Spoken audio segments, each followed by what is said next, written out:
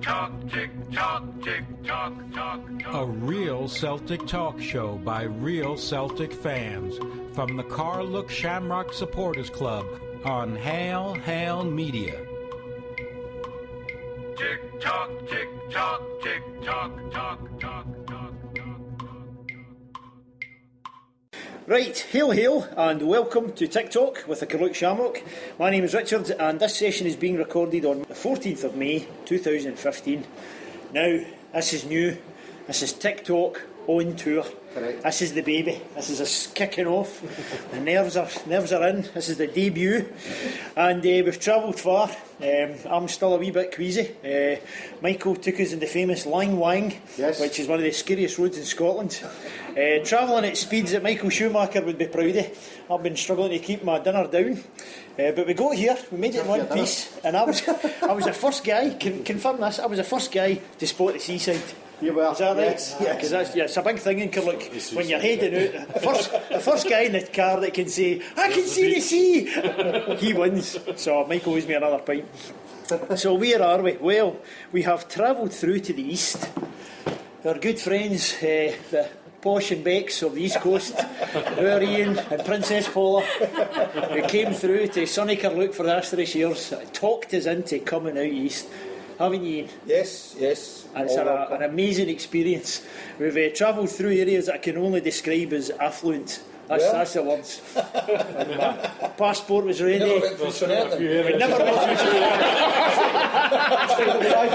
We just stuck to that bypass road. So who have we got? Well, you have travelled through from the club. We've travelled through with Michael, Mr. C, famous Mr. C's here, and around this table to chat all things Celtics we have Kenny, Brian, Iain, and whispering in the back, Paula. Poor Paula. She's trying to hide at the bar. Actually, she looks well suited sitting in the bar. So we're in, where are we? And this is the Railway Hotel. Railway Hotel in Haddington. So I need to keep this right because it's easy for us to forget. We're in Scotland. We live through here. We know exactly where we are. But we've got listeners who are pals at New York Fenian CSC. They're in New York, obviously. We've got guys in Tokyo, boys all around the world. So they follow Celtic, they follow the podcast and they listen, so they know about Scotland as a map, they know about Celtic Park being over this side in Glasgow, they know the Edinburgh Castle, blah blah blah, it's the East Coast. Where's Haddington? We've went further east, haven't we? Yep. Try and put them in mind, if they're looking at the map, we're kind of more east and heading towards the lovely seaside and stuff. Well, you're near North Berwick, Bassrock. Is that the famous Bassrock? Famous Bassrock. Famous Bassrock. Covered in bird shite. North Berwick, I've brought my pikey van here. It's been well travelled. I know that place. Area. An affluent area, is indeed. I had to mention it. I've got to mention the pikey van, come on. And what's the deal with you guys? Let's start off with wee introductions because we're here in Haddington and you live here just now, Iain. Yep. But that's not your hunting ground, is it? No, I'm from McMurray. McMurray. There we go. There's a name to Google. Yes, it's nicknamed the Blast, so that's right. where I'm from. It's about 6 miles back the way that you were coming. Right, okie dokes. And that's your whole childhood area and stuff? I born and bred there till I was, round about early 20s, and then right. had enough of the bowling green and went further afield. So your whole kind of Celtic supporting days and teenage years and all that kind of stuff, that was in there, aye. And are we talking a wee tiny town? Are we talking a big Celtic contingent? What kind of makeup are we talking? I was about 50% of the Celtic contingent.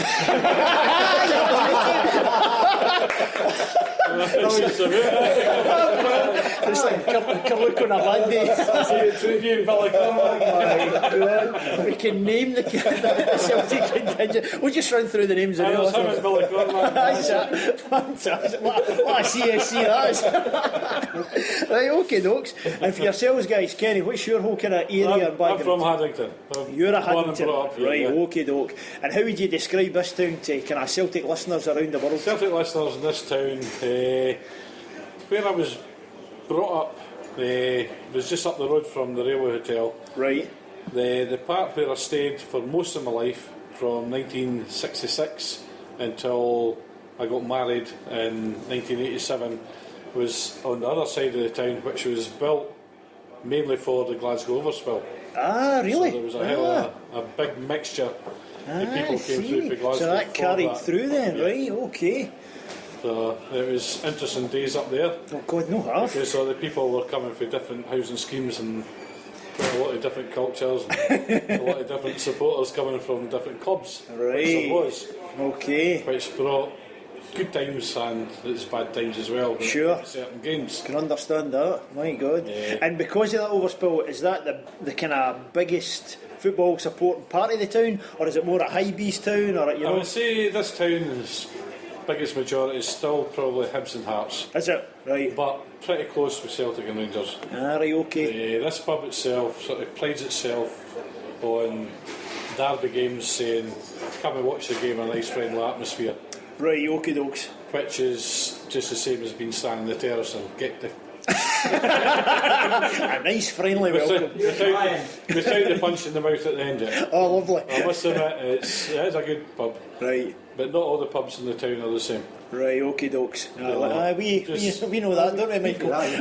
Fortunate with this one. You have to know where you're going, one of Yeah, those kind of towns, right? Okay, dog, that's fair enough. And for yourself, Brian, you're a Haddington man, is that a different background? I'm a Preston Pans man. Preston Pans, right, okay, dogs. And for the listeners again, that's no too far for here, isn't it? No, that is on the coast. That is on the coast itself, right, there you go, brilliant.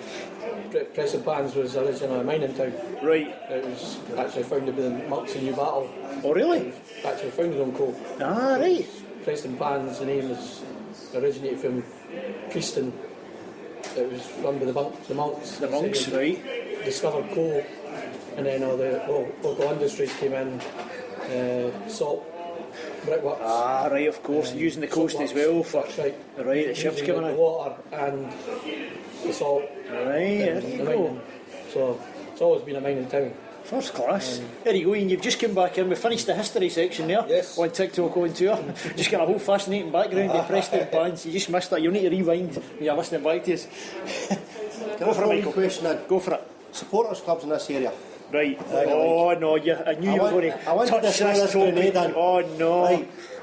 Tell me, Haddington. When I first started going to games, 1974, Right. I joined Trinenton District Celtic Supporters Club. Right. Trinenton District Celtic Supporters Club took in eras of Edinburgh, eras part of Musselburgh, Preston Pans boys, Trinenton boys, McMurray boys, and Haddington. The two McMurray boys.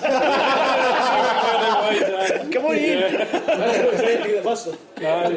Bill and Ian used to go. Right, so that's how that started. That's and, tremendous. Right. over the years, there was more and more supporters, and we had buses going to games that were totally overcrowded. And Brian just told me a wee story a short time ago, so I'll let him tell you that one. But All right, okay. but the supporters clubs did eventually. Splinter. They splintered, Right, different People's areas. frontage there. I think a lot of Celtic fans experienced that. There was a lot of overcrowding at one point, and Right. Brian can carry on with that. Right, so Brian, what's this? Because you two boys, you're meeting tonight on this show, but you've actually not seen each other for a long time. For a long time. And we used to be part of Trinenton District. Fantastic. And as we were saying, when some buses sometimes with double deckers that were stowed that were having to pass people by and say, look, near them. And as it says to Kenny, the classic that I remember is the Rapid Vienna game, the 3-0 that was we had to replay at Old Trafford. Oh, Mr. C starting to shake a wee bit there. A single decker bus with 77 people in it. Oh my God. They were actually in the storage racks, getting Above. the luggage racks, people lying so that Lying police couldn't all see you going on London Road, along flight, and 77 Oh, people in it. superb. On a single decker up this. So it just had to be done. You had to have more clubs, more towns kind of breaking Aye. off. Aye. Yeah. Right. But then, I mean, like every club probably experienced. I mean, I remember taking single deckers, paying for a single decker, and like 9 people turning up. Aye. You know. Yeah. So you've got the extremes. That's and, right. and then you've got these people turning up and say, "Oh, why was there no double decker?" Say, well, there was only 20 people here on Saturday. There was 77 turning up on Wednesday. God. Oh, you should have kept. But then we had other people, and Kenny will get me I'm talking about, that would know that you would get a big crowd. Right. We were playing Aberdeen. Yeah. You maybe had about See. 25 people in one week watching Airdrie. We were playing Aberdeen in the glory days of Aberdeen, and you knew that you'd be getting a big crowd. So he deliberately gets a 29-seater. Really? Because so he could turn up and say, "Oh, you weren't there on Saturday. I didn't get you." It's all right, near the end. Oh, you're On beauty. you go. And I think Kenny Kendall that would be. Aye, well, as soon as the bus ticket money was required as well, they were on the bus anyway. Aye, Whether it was 29-seater or 45-seater that's how it or came, a double-decker, you still got on. Brilliant. We've got a busking conveyor like that. I'm sitting here. Aye, sitting right there, I'll tell you. So Trinent then became like a bus for pressing pans. Aye, a bus for... No, Trent stuck itself. It stayed. Trent stuck itself, but I mean, before I started going, again that scenario happened that the Trent bus used to go from Trent down to Pressing Pans, Right. and then one particular day it just went straight on, and there was about 20, 30 guys sitting in Pressing Pans, and they went right, enough's enough. And that was it. So they started their own. I think that was round about the time when the Haddington guys really started going in big numbers on the Trent bus. Aye. The bus was full. Chocker, By just the kept time it going. reached Trent. Oh dear. You But better... they didn't even give a courtesy call to the No. Pressing Pans Legion or whatnot. They just Went back to the Just- bus convener again. And it was, Oh, again, dear. in the days, that was it. I mean, if 12 o'clock, 12:30, the bus didn't turn up, you couldn't get through. You're stuck, that's you. it. Aye, exactly. And it- Let's turn the wireless on. Well, that's Good. it, because it wasn't on the television. You're not going to switch on Sky and see it. Exactly. Oh dear, so that starts So- at splinter so, groups I mean, and that- a wee bit of friction there as well, no doubt. Buses not coming up. That friction has still been going for 30 odd years. Oh! But It's the still majority of the this guys that always went to the games would still speak to each other. Right. I was Charlie and the boys on Friday night there down in Dunbar. Right, good. There was a mixture of Trent guys, Haddington guys, Dunbar, Brilliant. Pressing Pans. There was 2 or 3 for Pressing Pans. Right, Eyemouth, Berwick, right. a good mixture. So we'll still stick together as There well. you go, that's no so bad. it's No, all- everybody fell out. It's a hail attitude. We had to wait 25 years to get used to guys back together. But everybody else kept talking to each other. But the thing is now, the number of people that actually still keep going. Aye. You block it, get a whistle. That's first class. That's brilliant. Right, that's good. That sets us up. And we're going to come back to these in our shambolic section because I want to get some more personal stories for these boys. But for now, we'll do the usual Tic Talk stuff. We shall look back the way at the last game. Tick tock, tick tock, tick tock, tock, tock, tock, tock. Right, so our last game, of course, we were away. Celtic were up at this supposed threat that we've had all season, where the boys won 1-0 with our Scotty Brown winning the goal. Ian, Yep. thoughts on the game? What do you think? You saw it on the telly, didn't you? Yes. So what are you thinking when you look back on it? Pretty much, apart from the 4-0 game at Parkhead, in fact there were spells of that, pretty much as you were against Aberdeen this season. They've had decent spells against us without really scaring us. You never felt on the edge at any point, no? No, I mean, No. they have a lot of the ball against us, but I didn't feel they can hurt us personally. Right. And when they have got that kind of pressure against us, they need to score first, and too often Right. they didn't. And we get a goal, and that kind of seems to. And when deflate Brownie got that goal, was that you? Were you just convinced? Points are in the bag here, we're done. Aye, I mean, Did you feel that? Or was it no quite settled? I felt. I mean, when we take the lead against them, I think their heads go straight down that. Right, it's a psychological thing, is it? It's like not again. It's Right. like we've played really well. We've done our best. Aye. One of those things. But Right, they've okay. nicked one again, so I felt it was a wee bit of that. Uh-huh. Um, And Brian, for yourself, we obviously were champions by then anyway. Aye. How did you feel the team were when we first came out and stuff, and we first started playing? Did you think we were switched on? Do you think we were a bit I slack? thought Aberdeen were really up for it to say, well, they might be champions, but we're going to try here and show that we're not that far away. Right. And I mean, the first 20 minutes or so, I was pretty worried. Were you? Because I think if they had scored, it would have been very, very difficult to get back into it. Right, okay. I mean, every time Brown did score, I felt like Keane, that I thought that would see us out. Right. But the sitter they missed, if that had went in, Different story, maybe. then again, Celtic had 6 or 7 that the keeper saved Aye. I mean, double shots and keeper playing a blinder. Exactly. I mean, it could have turned out 4 or 5-0. Yeah, if it wasn't for him. Which you think would have probably been a bit unfair to Aberdeen, which Scott probably. Aye. I was confused when the keeper was saying that great display for Scott Brown. I thought, he didn't have that shot. Then I realised. But as it's like the game at Celtic Park, as Ian says, the 4-0. Aye. Probably a bit unfair in them. Right. But again, when Celtic went in front, certainly when you got the second in, that was over and done with. Aye, that kind of thing for that game. As Ian says, the Heats would be doing this like they've actually played quite well.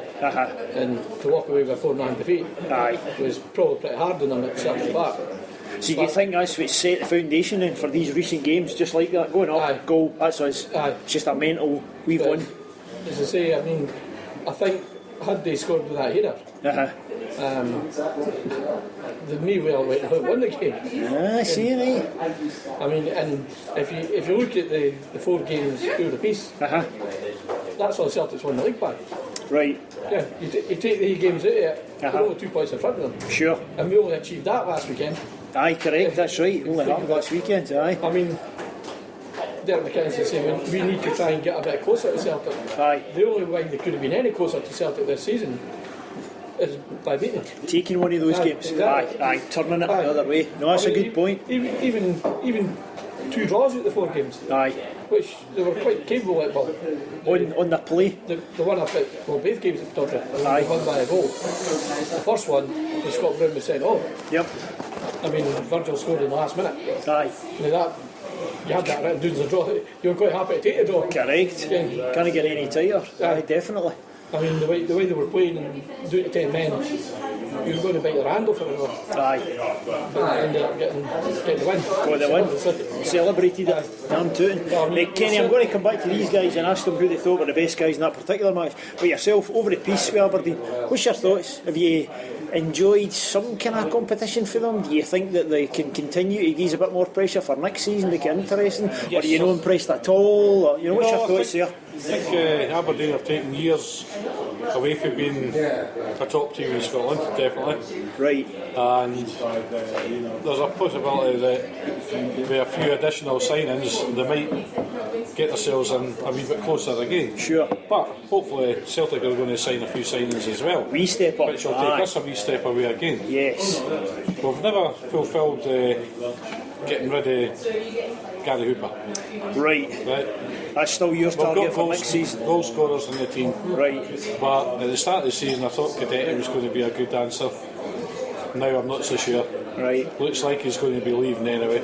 Exactly. Mr. C was actually talking to me through in the car about him and his attitude and stuff. He wasn't too happy. Is that something you've seen yourself? Yes. Aye. And Mr. C, you was it mostly the penalty situation with Cadetti that was kind of upset you? Well, I didn't like his attitude. His attitude with it? When that happened that day and the way he went off the flat and things. He come back on and tried to make up for it. Aye. Even when he was on his peak, I think there was something about him that didn't... Just not quite right? Right. And you both think he is going, that's it, you reckon it's done? I think he's right. It's just a done deal. And, well, that's the other question, I suppose. Would you even want him? No. You switched off for that. Right, okay. To be honest with you, I quite like Stokes, but I think as a goal scorer, at the start of the season, Cadetti was scoring goals that Stokes would possibly miss. Sure. He was quite sharp, then he drifted out of the team. Aye. I'd rather have Stokes in the team. And I don't think Stokes is a 100% answer for us either.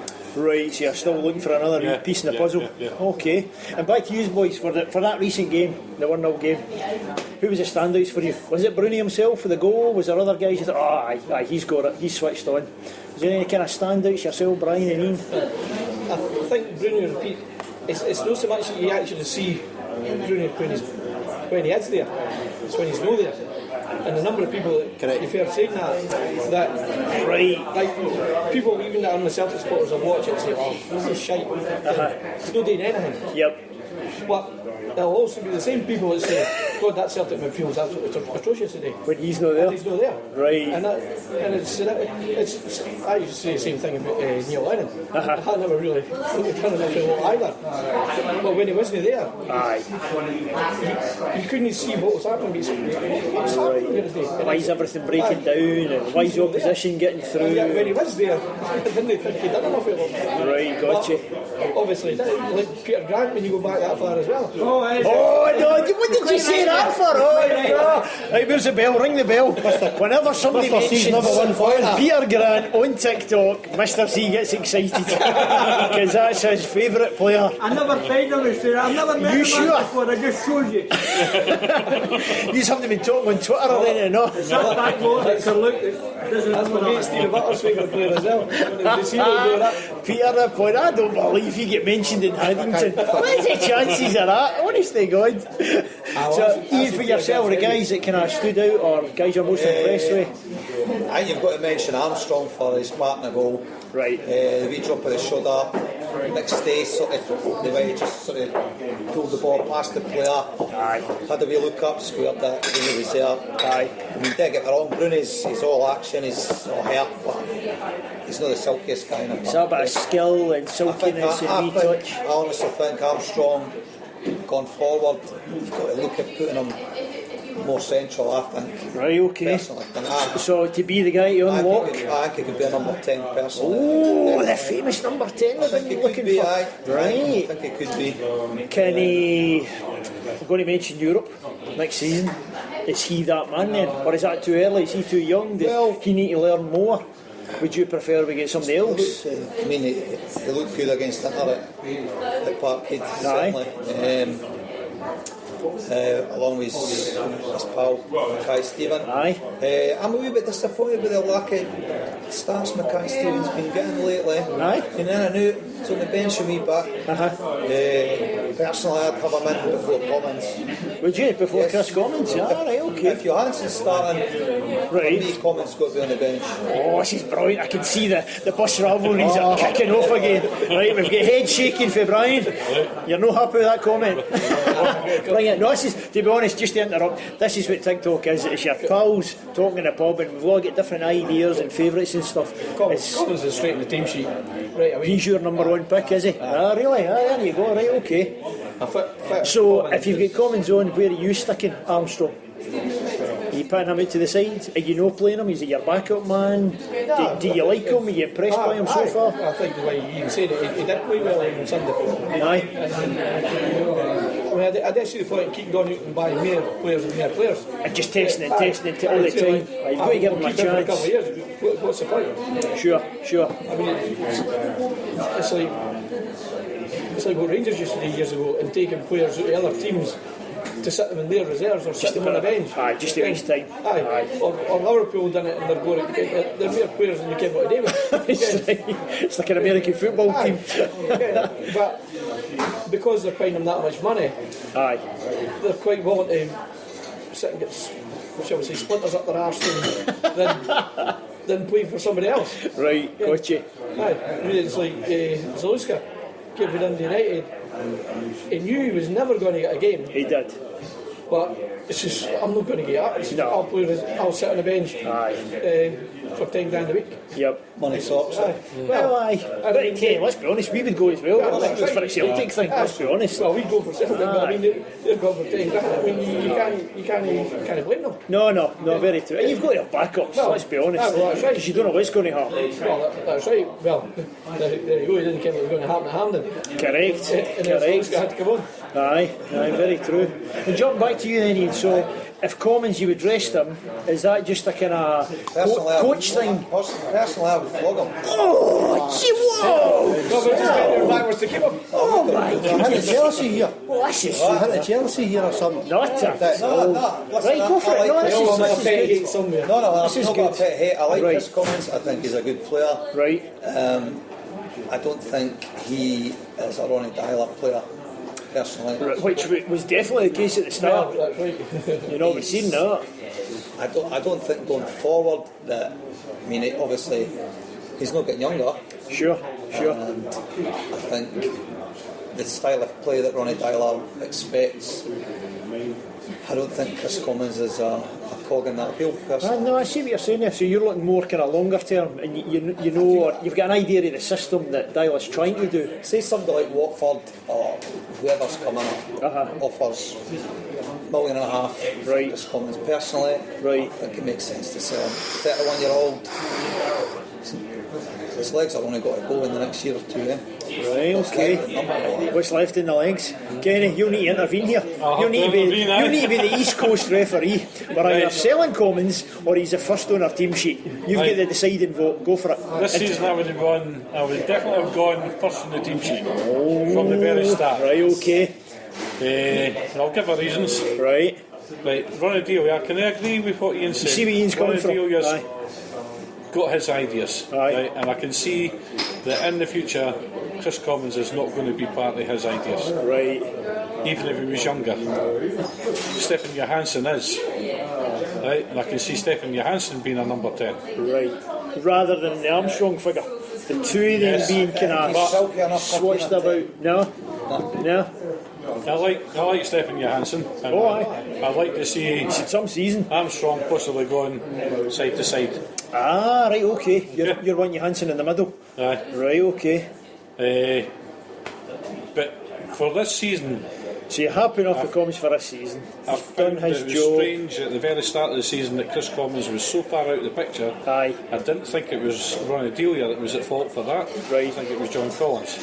Oh, really? Yes. The whole fitness angle? Yes. Type I thing, think right? John Collins did not like Chris Commons.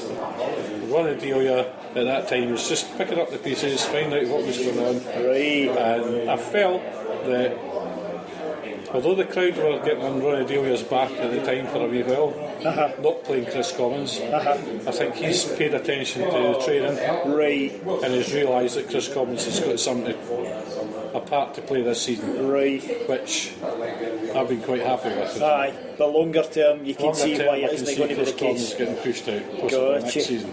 I'll tell you, that's politician Kenny there, nicely handling that by agreeing with both Brian and Ian.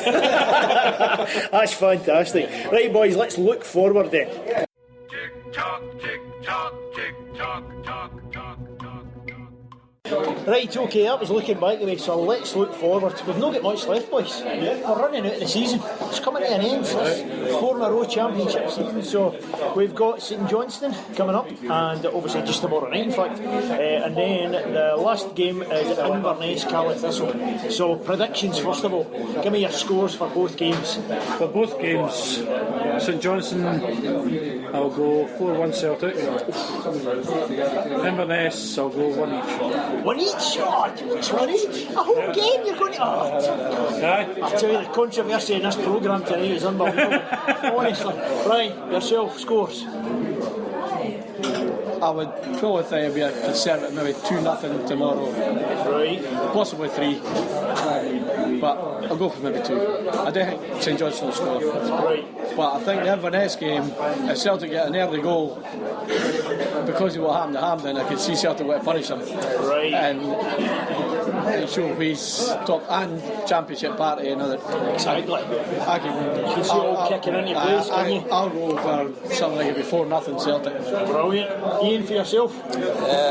Tomorrow night I would go with 1-0 Celtic. 1-0 Celtic, right. They're a stuffy side to break down. Right. They're a decent side. Tommy Wright, what we think about the guy, he's a good manager. He knows how to organise a team. I think we'll beat them 1-0. I think we'll hold everyone in reserve, have a good go at Inverness on the last day. Right. I would see that being 5 or 6 personally. So it's party time for you? I think so. Right. Kenny, we've got 2 boys here at a party. Why on earth are you going 1 each at the end of the season? What's the thinking? The only thinking that I've got is Yogi is going to have his team fired up, not just because they want to spoil Celtic's party, but because they're preparing for the Scottish Cup final as well. Final. So they're playing for Celtic, the season. does it matter?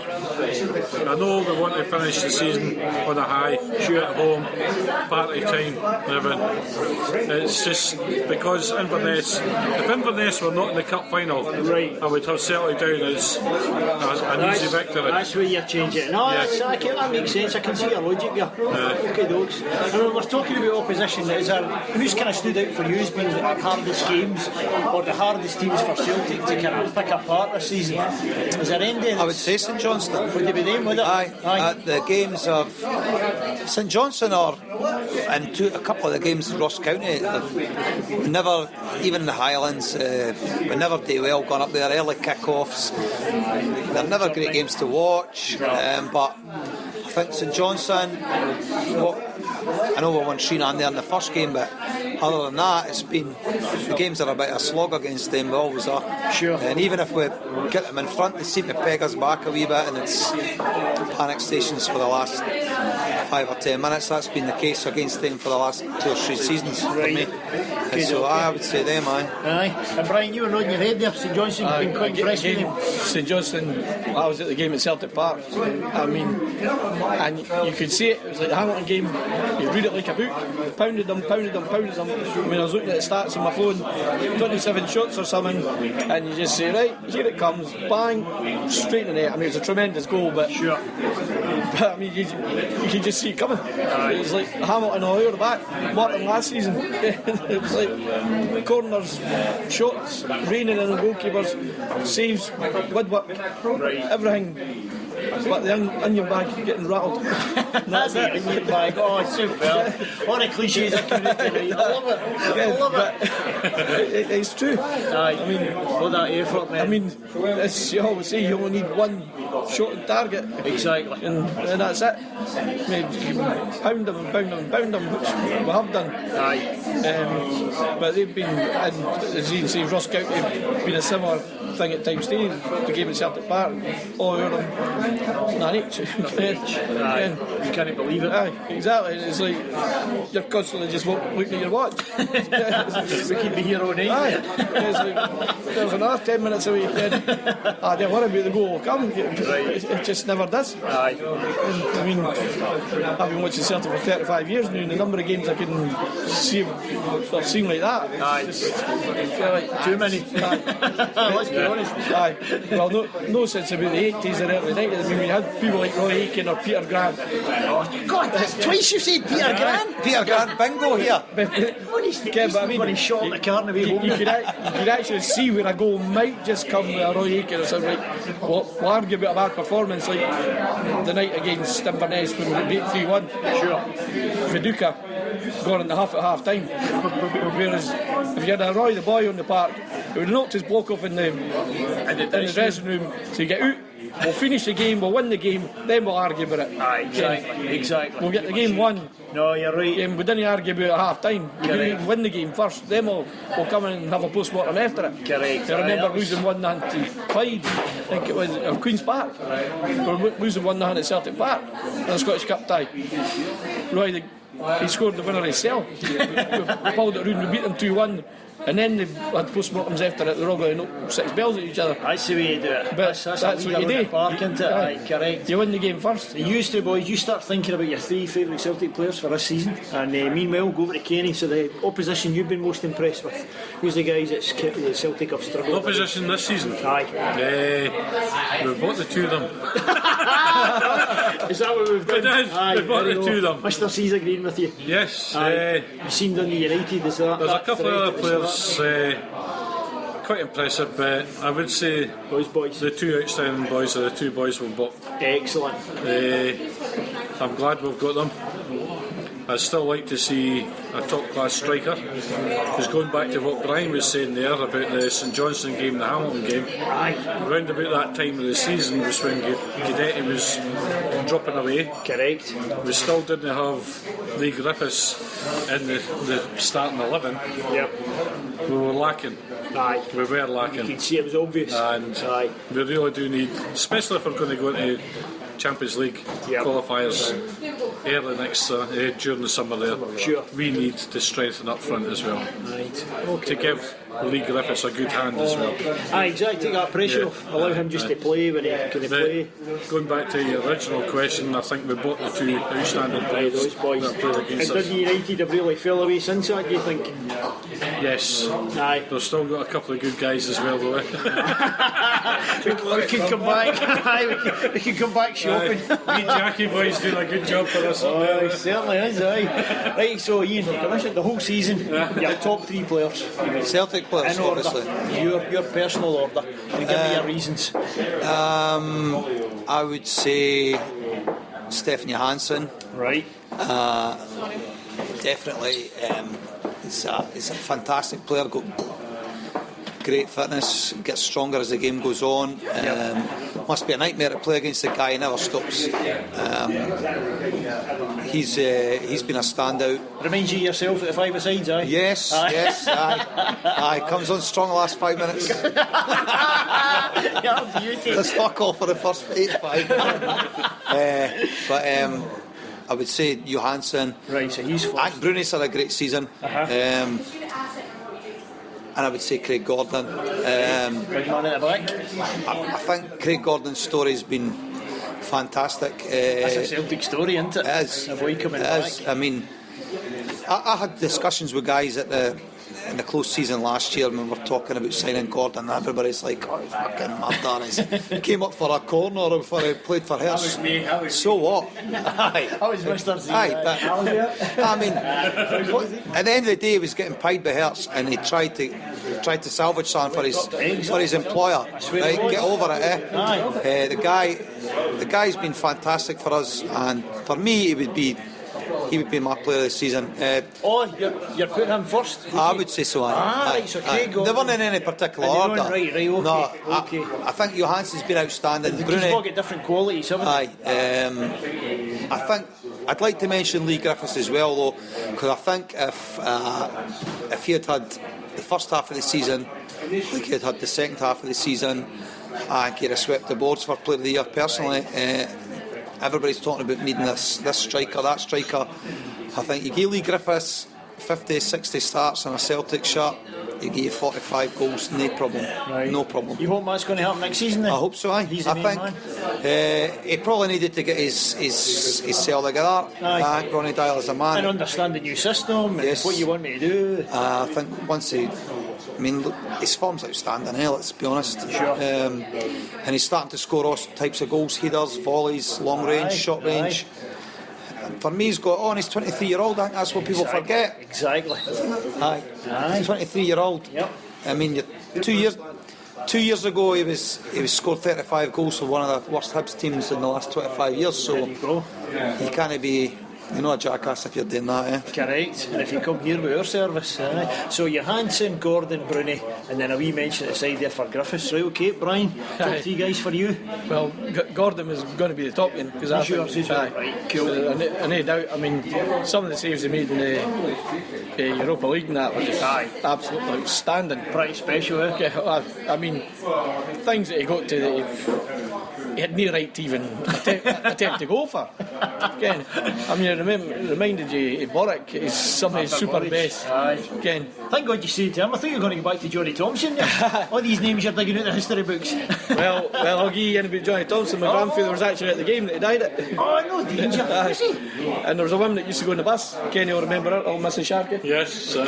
She was at the game as well. She was She was an old legend. She was 18-year-old when she was there, so was my grandfather. And she never ever went back to Ibrox, ever, until we managed to coax her to go back when Wim Jansen won the League Cup. Seriously? She- all since that incident? She never set foot back in Ibrox when she was an 18-year-old lassie, and she was in her 70s at the time. That's incredible. But we managed to convince her, because Hampden was under reconstruction, she hadn't missed that many cup finals. So we coached her to go to Ibrox to watch Celtic win the League Cup. And is that Dundee United? Aye, That's right, I think I it's a 3-0 game. I remember that. Aye. God, there you go. And your grandpa as well? My grandfather, Jimmy Scally, class. because he was it's my mum's father. He was originally from Glasgow. Right. Because then he was actually born in Brimhouse. Right. So, and his father was Westmuir Street, Right. which is Parkhead Cross.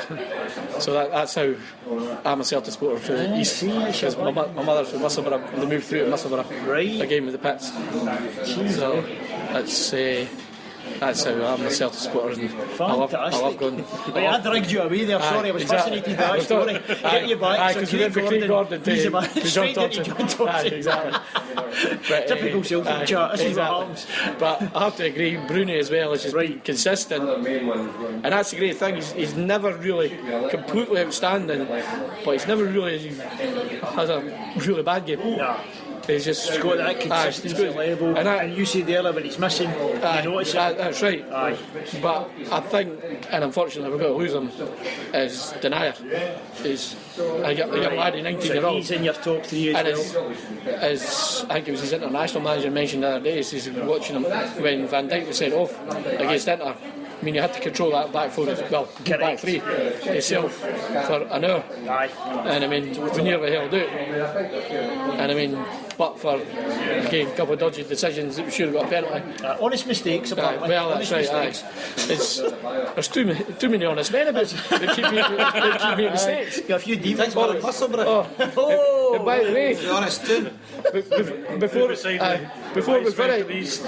finish, there'll be a few more to be made before the end of the season. Just How dare you like that? Right, so Craig Gordon, Scott Brown, and Denier. Perfect. Okay, doke. Kenny, for yourself, your top Myself, three guys. personally, right. I think there's been a lot of good performances in Celtic this season. Yep. I think James Forrest has been very unfortunate with his injuries. Because personally, I think he's an absolutely superb player. Right. Stefan Johansson, though. Right. All Definitely. threes, right, okay. I think he's good defending, breaking play up, and putting good through balls and that. I think he's a superb player for us. Okay. It was quite interesting to find to know that he came before Delia came, an ex-Delia player. Did he? Yeah. I'm trying to remember that. He came with Neil Lennon. oh, Johansson. Came with Neil Lennon. Ledley went. That's right, Ledley. Yeah. So I was quite interested in that one. But yes, he's absolutely superb. Right. A couple of other players that I thought were really close. Scott Brown has been absolutely superb. Right. A guy that's not had a great deal of good publicity this season. Basically, I've been working away from home, so I've watched a lot of games on either Sky or Celtic TV, working away from home. You get to watch what the guy's doing as well. I think this season, even though he's had a lot of criticism, that Reyes Aguirre has had a brilliant season. It's controversial. Cost us everything. You heard it here first. I honestly think Aguirre has had a great season. Right. If he could defend just that wee bit better, what a player. Being a defender. It doesn't help playing in the back four, man. It's usually a free But just in front of him, as a defender, I would put Michael Lustig. Unfortunately, he's drifted away because of his injury. Sure. He was having one hell of a great season. Going back to the third person, who would be my top player, Your top guy. Craig Gordon. Right, okay. All three. Craig Gordon, years and years ago, when he was getting punted away for Hearts, I was on Real Radio.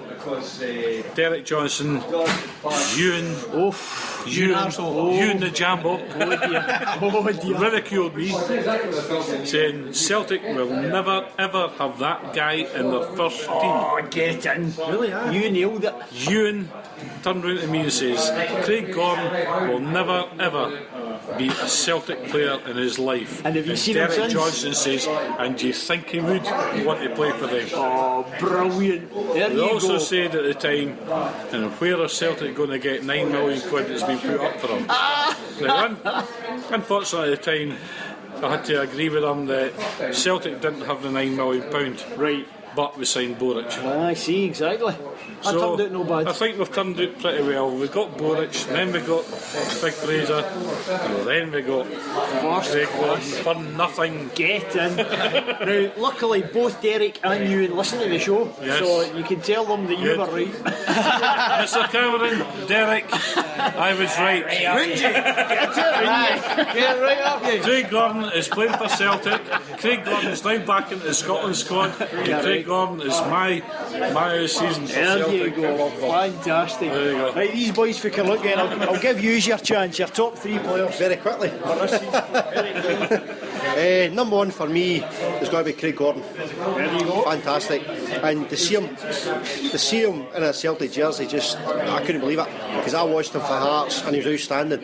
Roy Keane signed him for Sunderland. He never spent that kind of money on him for nothing. You know what I mean? When you were getting a class act, we never touched on it early, but we sort of hinted he was trained by a club across the water, let's just say.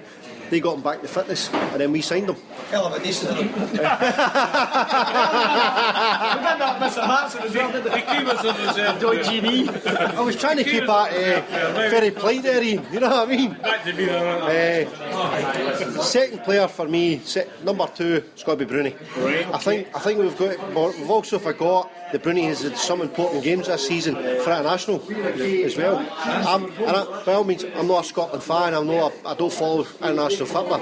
I'm Scotland, but I think his performance against Republic of Ireland was immense. Against Belgium, brilliant. You know what I mean? And I think he's been terrific. And number 3 for me, this is going to be a bit boring because I think we've all said the guy, and he's amazed me this season, is Johansson. The guy's engine is phenomenal. What he does on that park, especially when you're at the game, so you're talking about seeing the telly, when you watch a guy at a game, you think, where is he? He's stood in the box, defending. Next minute he was up scoring a goal. You know, that guy's got an injury on him, and quite rightly he done well getting the Player of the Year this year. Just hope he doesn't go to Germany like mute it. You know what I mean? I just hope he stays where he is. You know, but again, the 2 centre halves, can't you forget them? you know, give me top 5, will you? Because I need Top 17 now you're going, God's sake. Right, Mr. C. Now remember, you're not allowed to say Peter Grant. It's this season. Peter Grant was the Player of the Year with Falkirk. He can't dispute that, right? Just to get the name in again. Very good, very good. I'm going to be the usual Mr. C. Right. I'm going to be different. Right, oh God. We all know the 3 players that everybody's mentioned. Right. The top 3. So you're going out of The top 3, no argument with any of them on the first, second and third, even where they put them. Right. But I'm going to mention maybe players that just failed to get into just missed it. this field. And the first one's Beaton. Near Beaton, Beaton. Okay. I think Beaton is a really fantastic player, and he will be better. And just looking at things different. Long term We all stuff. pick our favourites. no, No favourites, but we know who was great. Beaton. And I'll go with one that was mentioned there again. Is he? Is it Gary again? Another Ian? Mr. C. I think it's against. No, I think there's been. That's stronger than East. It's not been consistent enough, but there have been times where he's absolutely been outstanding. Right. Okay. And then he makes a wee mistake. Then he makes a wee mistake. But not all Give me perfect. your you know. last fringe player. The last one that just missed the cut. Another one that just sort of, he got mentioned again, but didn't get mentioned in it, is Lee Griffith. Griffiths, right, okay. I think Griffiths was left out more than he should have been. Right. And I was a wee bit worried about his attitude and the way things happened to him and things. Sure. They're not perfect, I say. And I think we've got to forget what happened. The guy's grounded. I saw a thing on Don't you mention the media here? social media. Social media, right, okay. I thought you were going to see a newspaper. I'd seen the photo and somewhere else. Right. Lee Griffiths leaving Pataudry or something in a car. Oh, right, watching the gate, right. And he was waving out the window. I think he had a can of Coke or something in his hand. But then I saw it on social media where the transform this into a bottle of bucky. Nothing wrong with that. But I mean, that's what's happening, you know. They're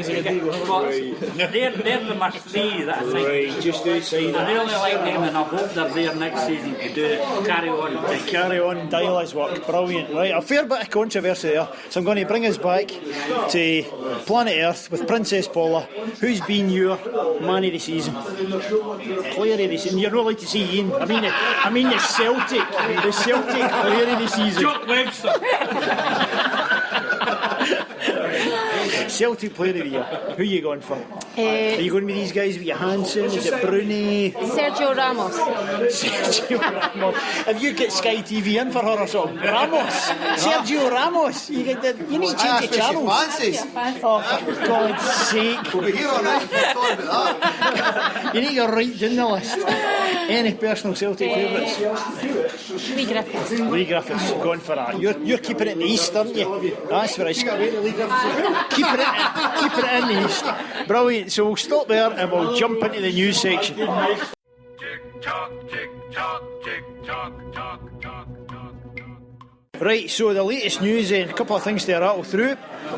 Tomorrow night, if we ever get back through for here anyway, Michael, we have the Asterisk Years at Celtic Park, so we're going to be through there. Hopefully I'll get this podcast out tonight, then I'll have about half an hour's sleep, can go to my work and then go to the Asterisk Years and work again. Yay me.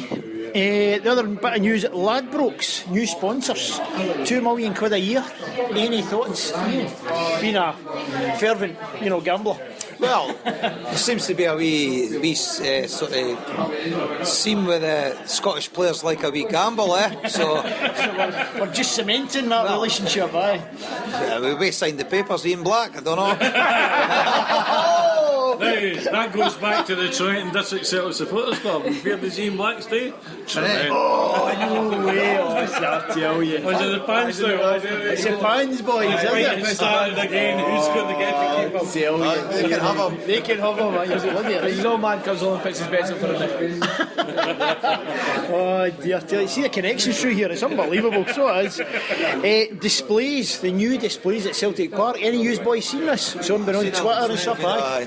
Impressed? Yes, looks brilliant. No, it's on the actual stadium itself, your big massive banners, the heroes through the years and stuff. Somebody put it on the website. Facebook. Aye, Facebook special. Aye, looks good. Celtic's page, Quite impressed with it. Actually, we were having a wee laugh through in the car where there's a certain club, a new small club, who's had a lot of problems with a wee silly oil painting, trying to put it at the top of their marble staircase. And in the exact same week, we're putting up these gigantic banners at our stadium. It's quite nice timing. Quite enjoying it. The bike. The what? The bike? Take out the trophy room. That's it. Right, what else have we got? Lisa Haig, who is a partner of Chris Commons, your favourite player, Ian. She's doing another fantastic thing for charity. She's going to sit on every single seat inside Celtic Park next week, and it's part of the funds that she's raising for, our, what is it, reach 30,000 in her 30th birthday year type thing, so that's pretty good. Lisa Haig, Chris Commons, his partner, very good. So she's on Twitter tonight. In fact, not only is she going to do that for charity, but if anybody follows on Twitter, if you've got your seat such and such, you can tweet her, give her £10 to her charity, and she'll take a picture of her at your seat and send it back to you. So really cool. It's nice how she's getting connected with the fans and stuff. Mr. C, Can she do that at the Inverness game? Can she sit in my seat? no. Honest to God, man, your family, you can't say things like that. Bloody hell, my wife's going to kill you. Now, the other thing is FAC, the Fans Against Criminalisation. A couple of things going on there. They've got a petition underway just now because obviously with the OB Act that's on at the moment, we're trying to get that repealed, the Scottish Parliament. A lot of Celtic fans getting criminalised through that. As we speak just now, they went through over 5,500 signatories. One of them is not Michael McKeever, can you confirm you're going to add your name tonight? It's done. Aye, you liar. We'll get that added. I'll make sure of it. So those guys are doing a lot of great work. They're also going into Scottish Parliament next week and meeting, in fact they've started already, meeting a lot of the MSPs and trying to convince them, because most of the MSPs haven't a clue what's going on. They see these stories that it's a law to help fight sectarianism. That's what they think. That sounds great, but it's no. It couldn't be further for the truth. There's guys getting arrested for political freedom, lifting banners to talk about killings in Palestine, lifting banners to talk about freedom and independence and all sorts of stuff, and the police are just lifting them and criminalising them, so it's not on.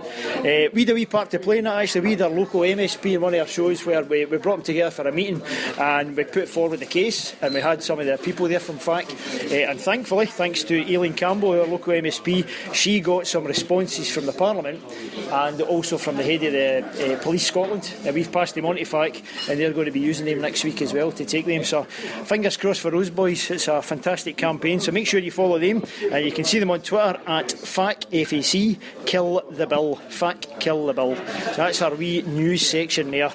So let's wind up with Shambolic. Shambolic. Right, thanks for that, Chick. Shambolic. So, of course, listeners, as you know, we do the Shambolic section at the end of every Tic Talk show. And if you're listening and you want to take part in Tic Talk on tour, which Paula can highly recommend, can't you? Yes, sir. Get in touch with us, obviously, at Mickey Boys. He's arranging all the kind of shows and stuff. But we are going to ask the exact same thing I'm about to ask these guys tonight. When we meet these people from Haddington and all these less affluent areas around the country, oh my goodness, what we're going to ask them is, your Shambolic topic is any story you want to tell from your personal angle. So it's something from your Celtic life. It might be a story for, this game that always sticks out in my head because such and such happened, or this, when I was only 6 years old I met this fantastic player, and you can tell the story. Or it's either the story from my supporters bus says this nutter called John, and one day blah blah blah, right? Whatever angle, happy, sad, tragic, interesting, weird, a strange coincidence, whatever it is. So we're asking these guys tonight, when we come to use, you can do the exact same thing. So who's going first? There's a lot of controversy. I don't know who to kick off with here, because this could start another Preston Pans war. What do you think, Mr. C? Who will I go to first? I know you talk about when I played in Celtic Park for Peter Grant, no? No, you have not to bring it up tonight. In fact, see, because of that, I'm going to go over to Scotland. Sergio Ramos, the bearded man, Mr. Becks, from the East Coast, our Ian. What can you share with us? What sticks out in your mind? I've got a definitive memory, but it was a very close shave because... Oh, a close shave, I like it. It was because very good. 25 years ago I did actually throw... Brian just bought a brand new hat in Motherwell. A brand new hat? He bought a brand new hat in Motherwell, and I threw it on the road, and he got all worked up, and he was... Is this a Celtic car? It was like a game of Frogger. He was trying to get in and out of cars to get this hat back, and the police come over and says, you can't behave like this in Motherwell. That was nearly the story. But I have to go back to the Seville year. I was actually living in Auckland, New Zealand. No danger. Yes. Aye. Yes. Oh, fantastic. I was living in Auckland, and there was one place in the whole of New Zealand which, to the uneducated, it's two islands, north and south. Right. It was Auckland. It was basically Auckland Juniors football club that was showing the game. Right. There was people flying in for Samoa, Tonga, South Island, parts of Australia, Tasmania, everything to see the game. Right. And because of the time difference, it was something like 5 in the morning. So the outstanding memory for me was walking down the central business district of Auckland city centre in a Celtic top, and the closer I got to this junior ground, I started seeing green and white wheelbarrows full of carriots. 5 in the morning, people with suits and briefcases walking past us, and the Celtic fans just got deeper and deeper and deeper. And I thought, what other club could generate this time in the morning, 12,500 miles away for where you are, and we went in the big hall and there was like 500 people there from all parts of Australasia, and it was a fantastic memory. It was I kinda couldn't be there, but my experience in no being there was quite a good one. It was better than watching it in my local, if you see what I mean. Exactly. So, that's quite memorable. That's my experience. That is fantastic. Outstanding. Right, Brian, you took the humph there when he was talking a story about your hat. So try and shake that off. Because I just came back to me about the hat. As the chief inspector says, you don't behave like that in Motherwell. And is it true that that's what started the whole Offensive Behaviour Act? Is that? I'm trying to pick my hat back off the ground. So what would be Brian's shambolic story? What's your memory? Well, if it's shambolic, then it probably has to be Seville. Because that started off very shambolically, because I managed to smash a Mercedes in the morning. You smashed the Mercedes? Well, they gave me, I was meant to be driving it, and they gave me the keys. And Whoa, wait a minute. This is going out on the internet, right? I don't want any legal cases. I want the case in the High Court of London anyway. The holding company weren't going to pay out, but they did. Because it was their fault. Anyway, it was left in gear and I turned the ignition and it just went jump. But anyway, regardless of that, eventually, when we did get our way up to Seville, the craziest thing about going to Seville is actually seeing we're behind this. Obviously, this crowd of Celtic supporters, their bus hadn't turned up, and they were getting a police escort up the main road from Malaga to Seville, and they were on mopeds. There was about 50, 60 guys, no crash helmets, no nothing, scarves round their heads, the wee mopeds going up, police outriders and everything, just seeing them into Seville, all the way up, all the rush of traffic getting held back and can't get out the lanes and all the rest of it. These guys are just getting wild, 25-30 mile an hour, all the way up to Seville. You're getting one lane, you could sort of pass them and getting in there. And as Ian says, he was on the other side of the world, but see, when you got inside the ground, you just looked and you thought, there's not a club in the world that could do this. Just historic. And I mean, you can see New Zealand banners, Australian banners, Japanese banners, American banners, everywhere. And then see something like Castle Milk. Again, in the same corner. You know what I mean? Exact same corner as Tokyo. Aye, exactly. I mean, it was just incredible. Superb. And that image of those bikes that really sticks in your head, does it? The guys are just... And it wasn't the Motherwell police escorting them, no. That's fantastic. It's just amazing for the guys. It's like the winds, just the scarves are hanging out. First class. Throttles are full on. Brilliant. Can't get any more than 50cc, pal. That's your maximum power. That's it. Throttle to the max. Right, Kenny boy. Your shambolic moment. What can you tell me? A couple of things, right? Yeah. As I said, 1972. Well, sorry, going back to my very first game, 1964. I got taken with my grandfather to watch Hibs. Being from the east, Hibs won 3-2 against Dundee. Alan Gilzine, old Scotland striker, scored the hat-trick. My next game was Celtic against Hibs at Easter Road. Scottish Cup game, Celtic won 6-0. Been a Celtic supporter ever since. So my grandfather lost that wee fight. Fantastic. My mother lost a fight with me years later. I'd been going to many games after this. Sure. Celtic Rangers games, a lot. My younger brother was 8 years younger than me. 1980 Scottish Cup final. My brother wants to come to the game. My mum's going, no. You were at Ibrox for the disaster. She did not want my brother to go at an early age. I talked her into it. It's alright. Things have changed nowadays. Aye, okay. As long as you look after them, eh? What's the TV? 6 o'clock news, 5 o'clock news. Right, it's everywhere. So I've got a row that time. But again, my favourite moments definitely going back to Seville. Seville time as well for you, aye. I went across, I had a lot of tickets I managed to get on the internet before we even beat Liverpool on the way through. We got there,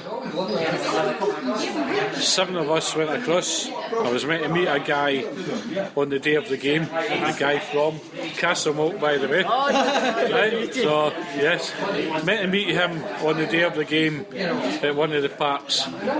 We stayed down the Costa del Sol at a place called just outside San Pedro, pretty close to Marbella, Portobanús.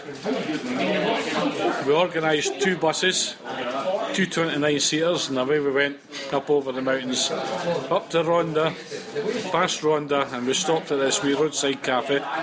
There was a third 29-seater bus there, and the 3 drivers were brothers. So they were all ba ba ba ba in their Spanish. We were having sangria, whatever. Away down to Seville, and as soon as we arrived in Seville, you're at the Real Betis end, green and white everywhere. We thought, oh, they've turned out in thousands greeting us, but that was the natural. Got to the other side where the stadium was, it was all blue and white. Should have told us a wee story. Porto in blue and white, Seville Stadium, blue and white. Anyway, we got to the game. The guy never turned up that had a spare ticket for. So I gave the ticket to a guy standing outside the gate. Oh, brilliant. €25. This guy wanted me to marry him. An hour before the game's due to start, he's getting a ticket for €25. That's what I paid for it.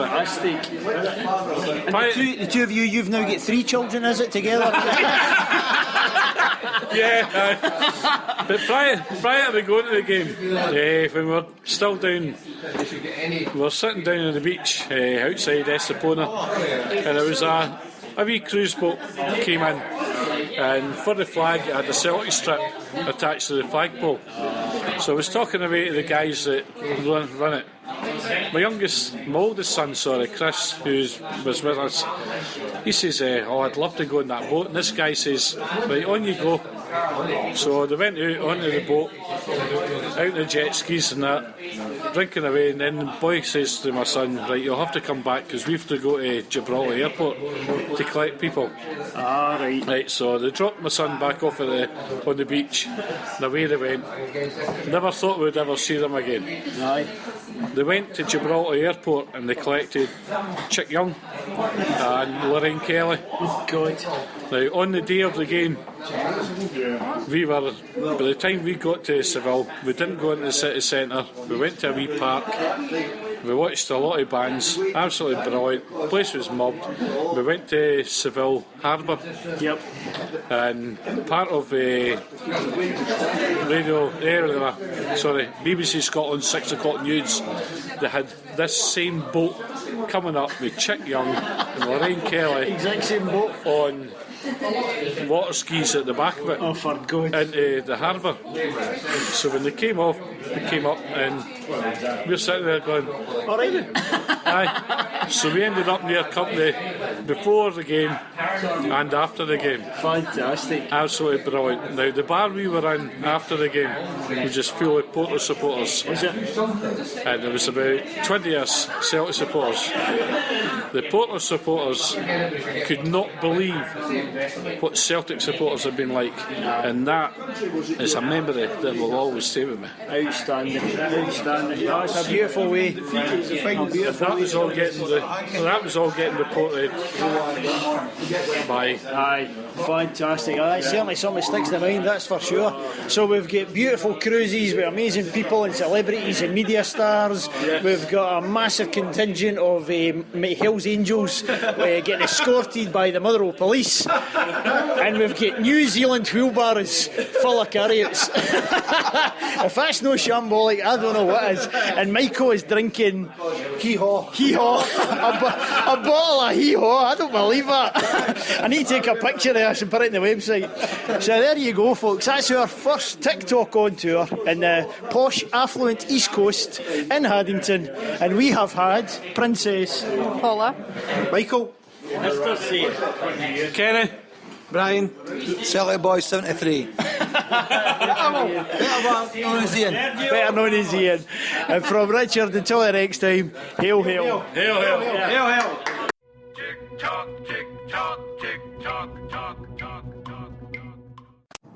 Right, so here we are on the road home. We've left the affluent suburbs of Haddington and we're now gently gliding through the amazing places of Balerno and Curry and these kind of things, aye? More affluent. More affluent. It's More affluent, Balerno. Oh, it's incredible. This is your, this is Murrayville. Oh, is it? Oh, this is the kind of Astrosphere's territory, is it? Aye. This is it. It's Oh, funny my how one of our goodness. club members actually lives here and we're just about to go by his house. Famous No, Doogie. you're way by him. Famous Doogie Mooney, aye. Gated community, no less. Yes. So, so we're about to go on. I'm recording just now, dear listeners, because we're about to go on the hellish roller coaster known as the Lang Wang, where Michael introduced us There are to. roads. There are other roads available, but Michael introduced us to the term the racing line. And that's where you can use every square inch of the road and you try and keep your dinner down. Dear God. So boys, Tic Talk on tour. We're born. We're off and running. That's us. Fantastic. Mr. C, how do you think the panel did tonight? Oh, fantastic. I really liked the way the boys got into it. They were superb, weren't they? The stories were fantastic. They were a wee bit hesitant at first Yep. to get it, but once they started, Aye. brilliant. Once you start talking Celtic, there's something about that you don't remember the phones there. You don't remember the recording stuff No, there. it's nothing. You just tell your story about Celtic. Exactly. All these personal angles. I mean, Kenny was coming out with a lot of stories, and it was great for us because we're used to the stories from our members and Exactly. the panels, etc. And at the end of the Tic Talk, when we were off live, he's like to us, he says, Michael, have you ever thought about having a Tic Talk where you just tell Celtic stories? I says, that's what we've just done. That's exactly what Tic Talk is. And it was great, and he's desperate to do it again. Brilliant, Desperate. brilliant stuff. I was expecting it to be good, but it was beyond my expectations.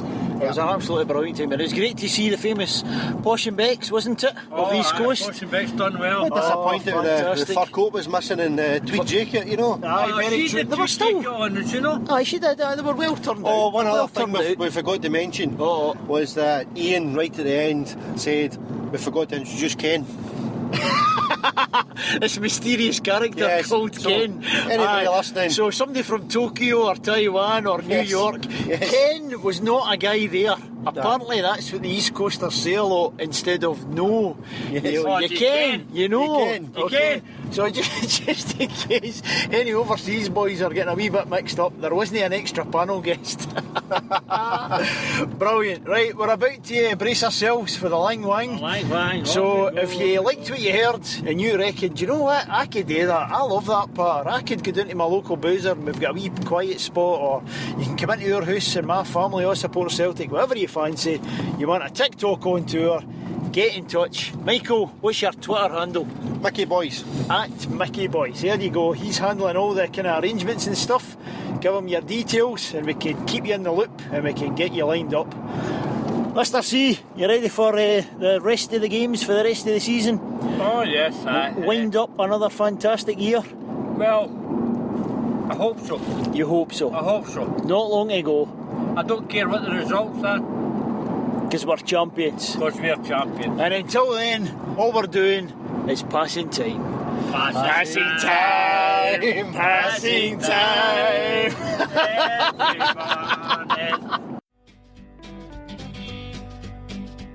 The thing I want to see the most is the Glasgow Celtic score. I've been to Munich, been to Paris and Berlin. I watched injustice fall upon you in Turin, and I've shared the pain and glory with the friends that I have made as I dance from place to place in green and white on a worldwide temporary.